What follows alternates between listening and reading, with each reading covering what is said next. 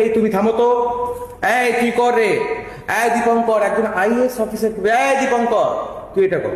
কত আসবে? এই উমুক তুমুকেই সবাই রিসেন্ট জানে। একটা দেখলাম, দেওয়াল রঙের যে রংটা, সেটাতেও কাটমানি কত 8x দাম করে বাপরে বাপরে বাপ, বাপরে বাপ। আমি ভাবি মাঝে মাঝে যে আর কিছুদিন থাকলে কি হতো। এখন তো ট্রিটমেন্টও হচ্ছে, ডিমের ট্রিটমেন্ট হচ্ছে। হ্যাঁ, ডিমের দাম বেড়ে গেছে। এই ডিমের দাম বেড়ে গেছে। আমি তো খাই না, আমি নিরামিষ খাই, আমি জানি না। এখন কত আছে রে? কত কত 8.5 টাকা। ঠিকই আছে। মানুষ মানুষ নিজেরাই জবাব দিয়ে দিচ্ছেন। মানুষ নিজেরাই জবাব দিয়ে দিচ্ছে। আস্তে আস্তে আরো অনেক কিছু দেখতে পাওয়া যাবে। আমাদের তো মুখ্যমন্ত্রী বলেছেন আরো অনেক কিছুই আমরা দেখতে পাবো, অনেক কিছুই ঢাকা চাপা আছে, সেগুলোও আস্তে আস্তে সামনে আমার একটা প্রশ্ন আছে, আমি কিছুদিন আগেও একজনকে করেছিলাম, অফিসার টাইপের লোককেই করেছিলাম।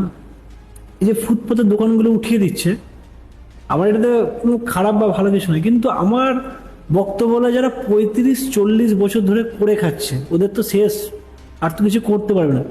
তাদের জন্য কি কিছু করা দরকার ছিল? যারা হয়তো 2-1 বছরের জন্য বসেছে, ঠিক আছে, ও আবার কিছু করে নিতে পারবে। যারা, এই যে আমি বলছি, আমার বাবাই যদি হতো, এই বয়সে কিন্তু আর কিছু গিয়ে করতে পারবে না। তাদের জন্য একটু সরকারকে ভাবা উচিত, আমি বলবো। এটা ভাবা উচিত। যারা এত দিন ধরে কাজ করে খাচ্ছে, তাদের একটাই জায়গা, ঠিকানা, যেখান থেকে আমার টাকা উপার্জন আমরা করতে পারবো।